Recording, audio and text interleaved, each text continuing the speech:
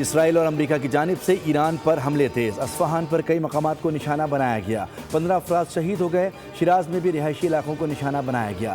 حملے سے ایران کے خلائی مرکز کو بھی نقصان پہنچا۔ اسرائیل کا مغربی ایران میں IRGC اور بسیج کمانڈ سینٹرز کو بھی نشانہ بنانے کا دعویٰ۔ 28 فروری سے اب تک ایران میں حملوں کے دوران شہداء کی تعداد 1458 ہو گئی۔ رات کی تاریکی میں بھی امریکہ اور اسرائیل کی بمباری طیارے B-52 سے حملہ۔ امریکی سینٹرل کمانڈ نے مہلک پرندے کی ویڈیو جاری کر دی۔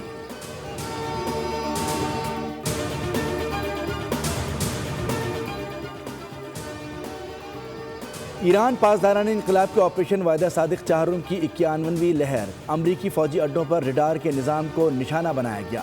پاسداران انقلاب کے مطابق خطے میں موجود امریکہ کے 4 ہوائی اڈوں کو نشانہ بنایا گیا۔ امریکی بحری بیڑے سے بھی حملے کیے گئے۔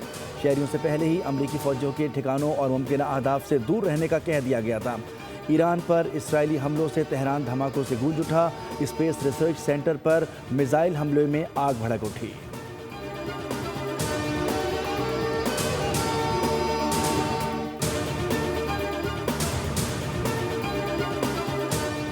اور شیری رحمان کا اسلاموفوبیا کے تدارک کے عالمی دن پر اہم پیغام، کہا کہ اسلام امن، رواداری، برداشت اور انسانی احترام کا دین ہے جسے دانستہ طور پر غلط انداز میں پیش کیا جا رہا ہے۔ دنیا کے مختلف ممالک میں مساجد پر حملے، حجاب پر پابندیاں اور مسلمانوں کے خلاف نفرت انگیز مہمات اسلاموفوبیا کی واضح مثال ہیں۔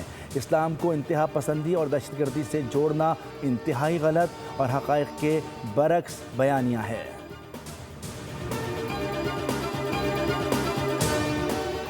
فرانس نے ابنائے ہرمز کھلوانے یا جنگ میں مدد کے لیے بحری بیڑا بھیجنے کی تردید کر دی۔ امریکی صدر ٹرمپ نے چین، فرانس، جاپان، جنوبی کوریا اور برطانیہ سے ابنائے ہرمز میں جہاز بھیجنے کی اپیل کی تھی۔ ادھر ایران جنگ کے تناظر میں سوئٹزرلینڈ کا بڑا فیصلہ، امریکی فوجی پروازوں پر پابندی کا اعلان کر دیا۔ بلومبرگ کے مطابق ایران جنگ سے براہ راست منسلک امریکی فوجی طیاروں کو سوئٹزرلینڈ کی فضائی حدود استعمال کرنے کی اجازت نہیں دی جائے گی۔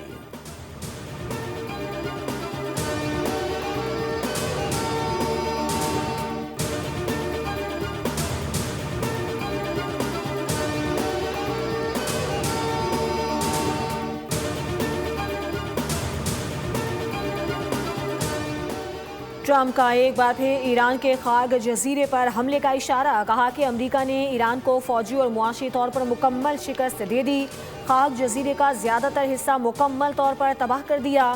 ممکن ہے کہ خاک جزیرے پر صرف تفریح کے لیے چند بار اور حملہ کریں۔ ایران نے آبنائے ہرمز میں بارودی سرنگیں بچھائی ہیں یا نہیں یہ ابھی واضح نہیں۔ آبنائے ہرمز سے تیل لینے والے ممالک اسی راستے کی سیکیورٹی خود یقینی بنائیں۔ نئے سپریم لیڈر کی موت کی خبر افواہ ہو سکتی ہے، لیکن نئے سپریم لیڈر سرنڈر نہیں کریں گے تو مشکل میں پڑ سکتے ہیں۔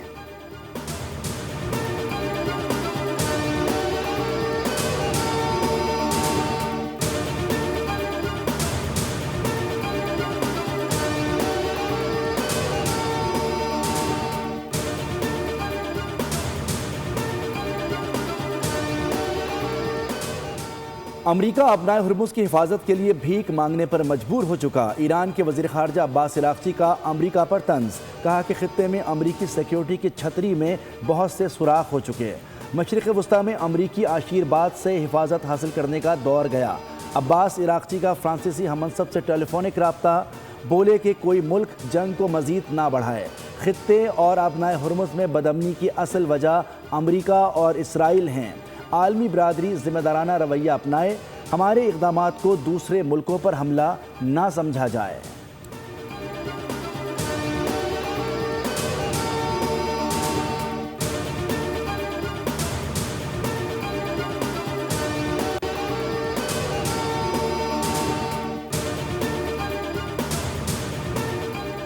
ایران نے بھارت کے 2 بحری جہازوں کو آبنائے ہرمز سے گزرنے کی اجازت دے دی۔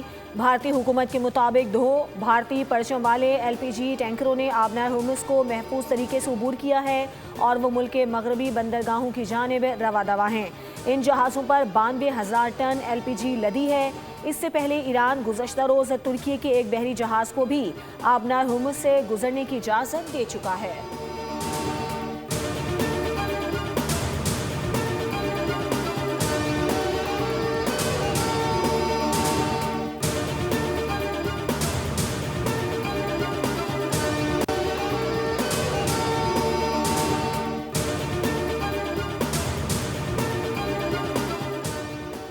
پاسداران انقلاب نے خلیجی ممالک میں امریکی فوجی اڈوں کو ایک بار پھر نشانہ بنا ڈالا۔ ایران نے متحدہ عرب امارات میں امریکی فضائی اڈے اور سعودی عرب میں الخرج میں امریکی فورسز پر میزائل داغے۔ سعودی وزارت دفاع کا کہنا ہے کہ الخرج کی جانب آنے والے 6 بیلسٹک میزائلوں کو روک لیا گیا۔ کویت کے ایئرپورٹ پر ڈرون حملے میں ریڈار سسٹم کو نقصان پہنچا۔ سعودی عرب نے 10 اور کویت نے 5 ڈرون تباہ کر دیے۔ بغداد میں بھی امریکی فوجی اڈے پر ڈرون حملہ ہوا۔ اربیل میں بھی آئل ریفائنری کو نشانہ بنایا گیا۔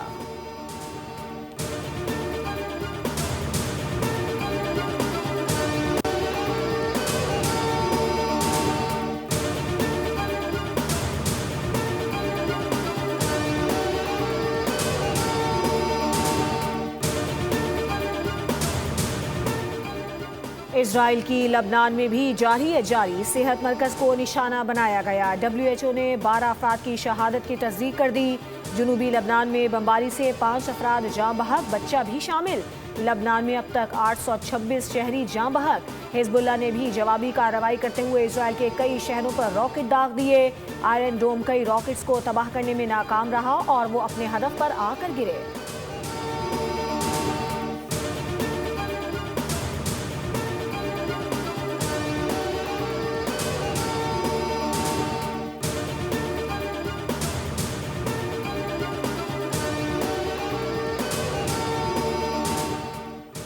وزیراعظم کی خلیجی ممالک کو وافر مقدار میں اشیاء خورنوش برآمد کرنے کی ہدایت۔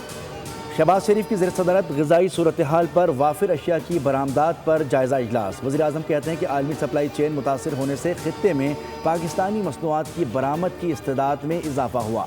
پاکستان زرعی اور خوراک کی پیداوار میں بھرپور صلاحیت رکھتا ہے۔ برادر خلیجی ممالک میں اشیاء خورنوش کی برآمد کرتے وقت اعلیٰ معیار یقینی بنایا جائے۔ PNSC بحری راستے کے برآمد کے ضروری اقدامات کرے۔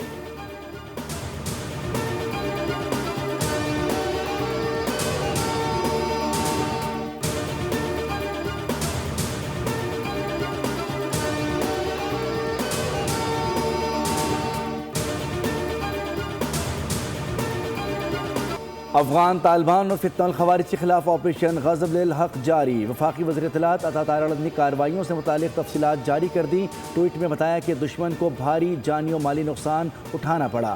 مجموعی طور پر 684 جنگجو ہلاک، 912 سے زائد زخمی ہوئے۔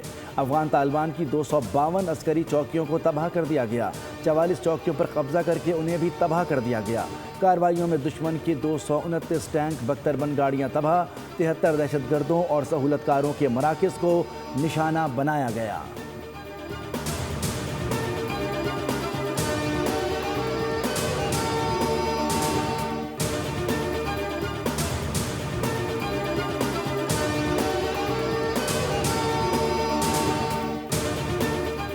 کوہاٹ میں CTD اور پولیس کی مشترکہ کارروائی۔ تھانہ لاچی کی حدود میں دہشت گردوں سے مقابلہ، فائرنگ کے تبادلے میں 6 دہشت گرد ہلاک، اسلحہ برآمد۔ علاقے میں سرچ آپریشن جاری۔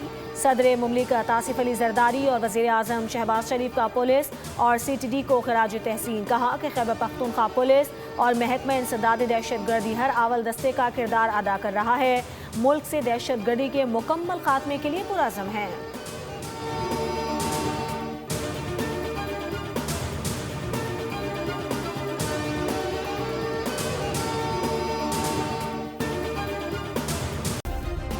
سبسکرائب کریں اور بیل دبائیں تاکہ کوئی خبر رہ نہ جائے۔